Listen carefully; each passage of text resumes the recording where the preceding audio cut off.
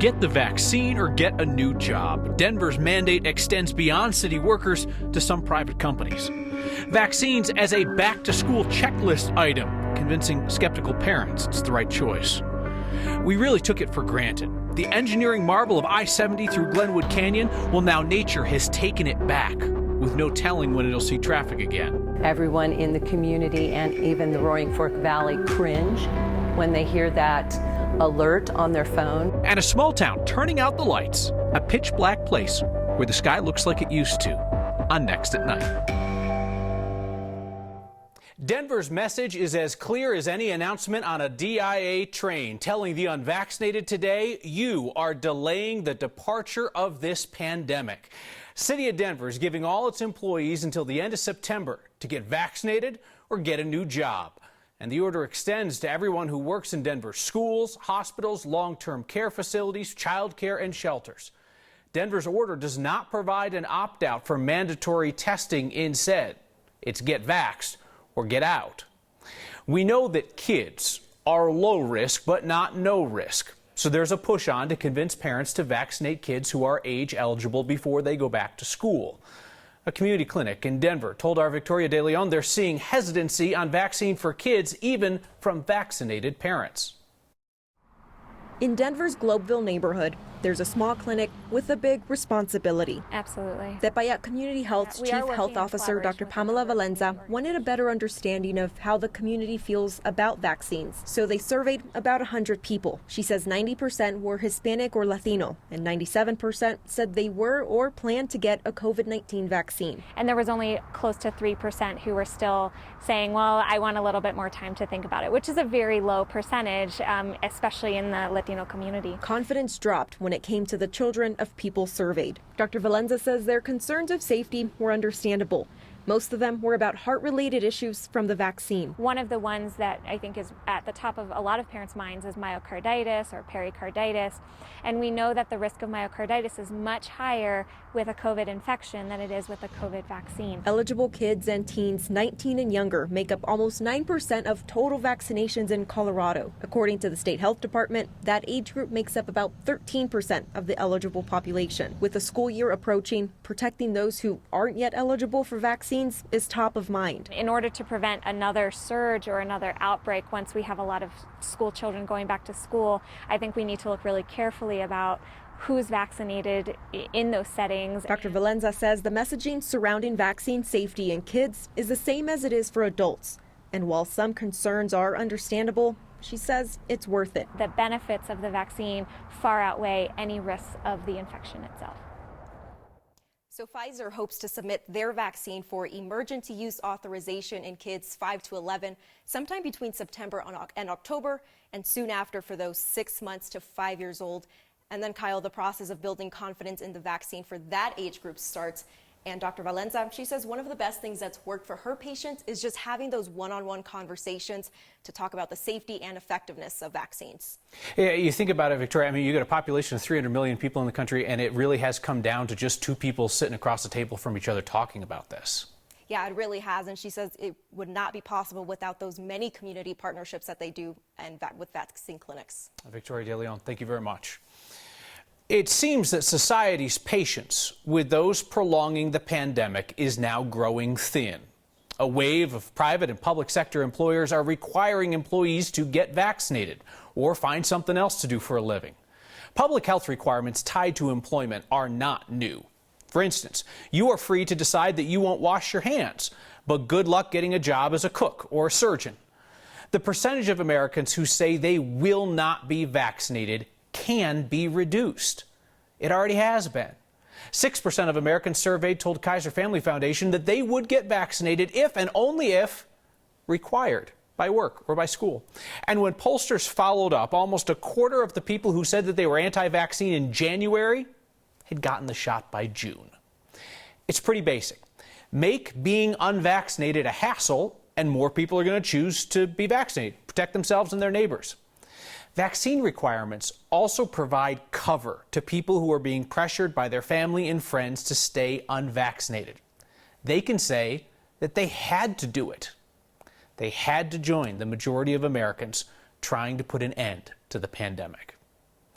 Colorado's east-west artery is clogged up bad. The mudslide that buried I-70 in Glenwood Canyon might require weeks of cleanup and repairs. The state wants the federal government to declare it a disaster to open up new sources of funding. Our Steve Staker took one of the long detours to get from the Front Range to Glenwood Springs. Steve, a town that is having a miserable string of luck. Yeah, Kyle, think about it. First it was COVID, then the Grizzly Creek fire, which shut down I-70 for 2 weeks. Now, constant flash flood warnings, which shut down the highway, and mudslides, which do damage to and shut down the highway even longer. Mountain communities in Colorado have really been having bonkers years so far as people are craving some time outside of the house. Glenwood Springs has too, and now they worry that this latest closure might slow that progress. Welcome to the Hotel Colorado. It's awesome. This is great. Such a lovely place. It's the first time that my family has gone out and had a vacation. Such a busy place. This year has been beating all records for the last couple months in the history of the hotel. It's just been fantastic and great comeback after COVID and the Grizzly Creek fire. The hotel's GM, Christian Henney, says even with I-70 closing sporadically this summer, Perfect. Glad you came. Guests Enjoy your stay, have mostly dealt with it. This closure's different. Is hurting and is having quite a few cancellations, and it's been a sucker punch after last year's 1-2 of COVID and the Grizzly Creek fire. It's not just the guests who can't make it here. Some employees are looking at a 3 to 4 hour commute to get to work. Yeah, we have people that live at the other side of the canyon that, I mean, we could throw a rock and almost hit them, but they can't get here. When you close a major artery like I-70, it hurts every business in town. Lisa Langer runs the Tourism Bureau in Glenwood Springs. She says the city's leading industry was having one of the best years in recent history. Across the board in Glenwood Springs, we were 30 to 40% up in most of our tourism industry businesses. But when the governor uses a word like disaster, that's when she gets a little worried. I understand it's for funding reasons, and it is a disaster. I've seen those photos. It's pretty bad. So I hope that won't deter people from visiting, because we're open for business. The drive was okay. We took Independence Pass, and it wasn't too bad. These determined guests found their way here to Glenwood Springs. It was just a little further of a drive. Plenty of room at the Hotel Colorado. I'm going to stay positive and hope that this is just a little blip and we'll get back to business. You could check out anytime you like, but depending on the status of the highway below, you may never leave. Check out anytime you want. Stay for a couple weeks. Now, we took the Independence Pass route from downtown Denver. It took us about 5 hours, maybe a couple hours more than what the typical I-70 commute would. Beautiful drive along the way. The tourism director for Glenwood Springs says that is going to be their next challenge, is convincing people, especially from the Front Range, who might come out here to Glenwood Springs to visit and use those highway detours. And then when I-70 does eventually reopen after all that work is done, reminding people that there are alternate ways to get home should the highway close down because of a flash flood warning, which, by the way, Kyle, within the last hour, we got an alert on our phones here about a flash flood warning in that same area. It's set to expire here at about 10:30. Steve, the impact on business is going to be really, really tough. When it comes to the tourism, though, I think about it like, people are going to go I-70 and they're going to complain that it takes too long and they're stuck in I-70 traffic, where you could have a gorgeous drive like you did and at least you're going to see some new scenery. And that one of the things that they talk about is not everyone necessarily wants to do the mountain drive. The drive over Independence Pass, which could get a little bit tight. It was the first time I ever went over Independence Pass. It's a little tight every now and then. But they'd like to try to convince people that if they're up for that adventure, if they've been here long enough, they've done some mountain driving, that they should be able to figure it out. And yes, we're accustomed to waiting a long time to get to where we're going here. We ought to be able to figure it out for this. You're not really selling it, Steve. No, we appreciate you taking the long drive to Glenwood and talking to the folks out there. Thank you, Steve. When Colorado's sports bettors lose, our state's water supply and that infrastructure is supposed to win. That was the revenue deal made with voters when we legalized sports betting. With another betting app coming into an already saturated market, our Marshall Zellinger looks at whether the water fund is flush. So how does this thing work? Oh, insert iconic gambling image. Then say something catchy, like, I'm betting you'll like this sports betting story. I'm doing this wrong. The ones who are doing it right are winning. The ones who aren't are losing money that will help fund Colorado water projects throughout the state. There are currently 22 sports betting apps offered in Colorado. Last month, the most popular sport to gamble on was basketball, followed by baseball. 1 out of 25 bets was on table tennis, and that was before the Olympics. We won't know until later this month if Olympic competition resulted in additional sports bets. Because it's in a venue that's totally opposite on the timetable, generating exciting right then kind of sports for sports betting may be a little bit weaker than we would have thought. Dan Hartman is the director of Colorado's Division of Gaming, which oversees sports betting in Colorado. Since it started in May 2020, sports betting has brought in $8.4 million in taxes from casinos that win when you lose. The sports betting program has collected many more millions than we thought that we were going to in the first year and a half. That may be true of the Division of Gaming's projections, but when lawmakers asked voters in 2019 if we would legalize sports betting in Colorado, the projection by now was between $16 and $17 million. One of the reasons it's half of that, the law said casinos could be charged up to $125,000 to get a sports betting license. The Division of Gaming believed that was too steep and charges only $2,000. For Next at Night, I'm Marshall Zellinger. Some of the betting revenue goes to a crisis hotline and counseling services for gambling addiction. The bulk goes to the Colorado Water Plan, a series of statewide projects to help address supply and demand issues. They also would add water storage and address concerns about water from farmers. We will find out next month how much the first year of sports betting is brought in for Colorado Water. Oh, help us, Joseph Fambelet. You're our only hope at this point. 19-year-old sprinter from the University of Florida, the only one of the 3 Liberian Olympic athletes still competing. We at Next have made room in our rooting hearts for the other team in red, white, and blue because Liberia is chasing its first ever Olympic medal. Sprinter Emmanuel Matadi was supposed to run tonight, out with an injury. So only Fambelet remains. The Liberian national anthem, please. It was Heat 5 of the men's 200 meters. Fambelet on the far right end, the favorite in this heat.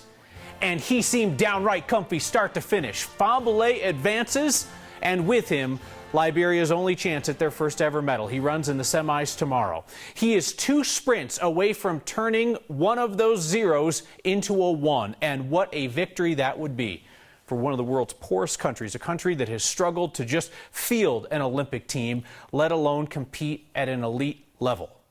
Next at Night's exclusive coverage of the Liberian Olympic team continues tomorrow night.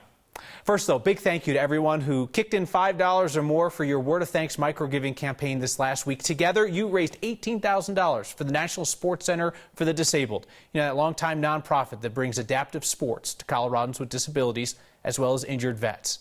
Next viewers have now raised $4.2 million for Colorado's nonprofits since last year. If you have an idea of a wonderful nonprofit in your community that we should feature, email me next@9news.com as the email. I read each and every one, and we will be back for Word of Thanks with one of your ideas on Wednesday. She fell just short of her Olympic dream in 2004. Now this Coloradan is helping others reach the games. And it's time for Lights Out. It's really quite special at night. Nucla, Colorado is dark, real dark. In this day and age, that doesn't happen by accident. It really allows for such a connection to, to the stars and to the moon. A plan to take a whole Colorado county to a dark place. Next. Denver now has 2 historic cultural districts. 5 Points was the first. La Alma Lincoln Park became the second tonight. Unanimous vote of City Council. It means special recognition for buildings and sites in that neighborhood central to the Chicano movement of the 60s and 70s. Smoke and haze covering the area this Monday afternoon. Temperatures warm in the mid to upper 80s, will be cooler tomorrow. The moisture coming in with light steering winds aloft means that slow-moving storms could create a flood and mudslide threat in the high country. Flash flood watch is posted. Denver, we might see a little rain early tomorrow morning with another round of storms coming in the afternoon. That moisture plume is shifting just a bit further to the east. All of the advisories for the wet weather remain over the higher terrain for today. And of course, the bad air ozone alert in effect again this afternoon. Partly cloudy and 63 overnight, and we'll call for an isolated foothill storm. Good chance of rain from storms both Tuesday and Wednesday. And then back to sunshine and 90s for the end of the week and for next weekend. ER doctor Christina Yanetsos knew that she was going to be in for a challenge in the year 2020. She just expected it to come with the Tokyo Olympics. Our Matt Renew has her story. At UC Health and Shoots in Aurora, I'm an emergency medicine physician. Dr. Christina Yanetsos has spent more than a year on the front lines of the COVID-19 pandemic, working in a hospital that's seen more patients than any other in Colorado. It's a huge job. And now, she's working on another Olympic pandemic front at the Olympics in Tokyo. We are gearing up for the Olympics, which has its own challenges also. When we first talked to Dr. Yanetsos in early 2020, back in, it was March, the pandemic was just starting in Colorado. Now, more than a year later, she's taking everything she's learned at UC Health and working to keep Team USA athletes safe in Japan, a country under a state of emergency due to rising COVID cases. So a lot of those precautions that we took on here will definitely be into play in Japan at the Olympics. Dr. Yanetsos is a volunteer team doctor for USA Judo, a team she's been a part of for years. At the age of 18, I moved to Colorado Springs, where I was an athlete at the U.S. Olympic Training Center in Colorado Springs. Competing for Team USA and earning a spot on the 2004 Olympic team. Qualified my spot for the 2004 Olympics. And while her Olympic dream ended early with an injury just before the games, ended up dislocating and relocating my shoulder. She shifted her focus and became a doctor working to keep athletes healthy, a job that in Tokyo during a pandemic, you think about injuries and bones and joints and things, but there's so many other things, is more important than ever. Now with COVID being prevalent, I'm very comfortable caring for. So I think a lot of that will carry over well when we travel to the Olympic Games. A small town in Colorado has gone dark. It's just another avenue that they can attract people to come here. A spot known for mining is looking up instead of down these days. We'll go there next.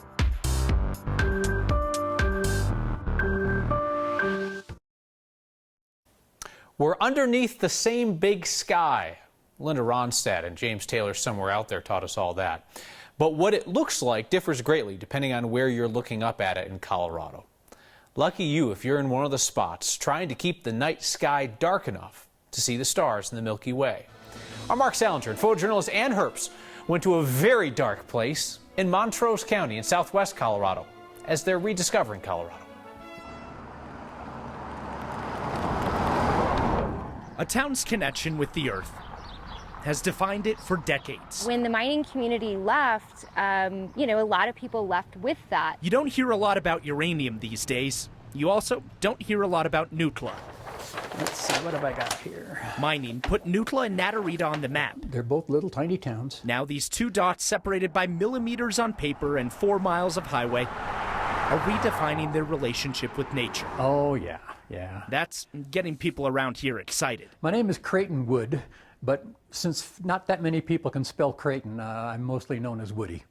A retired cartographer like Woody knows his way around. Oh, you can see where the mountains are here. Yet he chooses to live somewhere not for what he can see in the light, but how dark it gets when the sun goes down. I bought that one used from a gentleman over in Montrose. Woody spends nights in his backyard observatory in Norwood, an international dark sky community. Norwood was given the designation a couple years ago. Now the dark sky is expanding 30 minutes down the road. Everyone said, we're already dark, and we want to keep it that way. Deb Stieber is the head of the West End Dark Sky Alliance. She petitioned the town of Nutla and its neighbor Natarita to change lighting regulations. It took us over a year. A few months ago, the area became an internationally recognized dark sky community. Well, this isn't about turning lights out. This is about smart lighting. Street lights and lights on businesses now face down. Oh, these are great. Keeping the stars bright with the goal of attracting visitors. Such an opportunity to enjoy this sort of Wild West type place, and there aren't many places like this that I think exist anymore. Natalie Binder owns Camp V, a place that housed engineers from the old uranium mine in the 1940s. Oh, this is one of our one of our visiting dogs. Now visitors of all types come to stay at the cabin she's restored. So we actually reused these interior doors, and this is the siding. So they all came out of the cabins. Natalie hopes the natural beauty and night skies will attract stargazers to this remote part of the state. I think having that connection to the stars is like so fascinating for so many people. Even when the stars don't make an appearance, Natalie is hooked. It's really quite special at night. And she hopes others will also fall in love with the dark sky. But to get that designation really opens up, the people that follow that's important to them, and it's just another avenue that they can attract people to come here. When nature doesn't cooperate. It's been raining for the past, 4 or 5 days? Friends still talk about what makes this part of Colorado special. I love the dark sky out that I have here. Woody can't imagine losing that. If it starts getting lit up, it's going to go away. And it's clearing. I bet we get a break. He wants to share the view. I'm betting on it. That still makes him excited to look up. It's not so much what you do, it's what you can see that you have not allowed to happen. The huge night sky makes a little map dot feel smaller. When we see the dark sky out there, we know we've been doing the job, and we're just hoping to continue. A cloudy night makes home even darker, just the way they fought for it to be. Dark Sky Alliance in southwestern Colorado is working to create a larger dark sky preserve across all of San Miguel County. The county recently passed new rules limiting light pollution. Most Colorado thing we saw today, hitchhiker. Not like outside a prison or anything, so it's fine. Plus, your feedback on my communist monologue next. The most Colorado thing we saw today is both yellow-bellied and brave. Visitor from the mountains, a yellow-bellied marmot turned up at a library in northwest Denver. Staff worked with a local vet to gain the marmot's trust for a few days before they were able to safely capture it. Vet gave her a look and decided that Colorado Parks and Wildlife can take her back up into the mountains where she belongs. Apparently, hitchhiking is big with marmots. They'll often hide in vehicles, and that's how they turn up far from their mountain homes. Jolene Naraki wrote in tonight about my communist monologue. She said, "You are horrible, Kyle. Heard of the Holocaust?" I believe that I have. Yes, the killing of 6 million people due to their religion, their ethnicity, their sexuality, or their political beliefs. The gassing of entire families, including babies. Yes, Jolene, I have in fact heard of that. And it is in no way comparable to the fact that your boss might ask you to find a new job if you want to work unvaccinated at a nursing home. If you're unclear about the two, consider which you'd like your family to go through.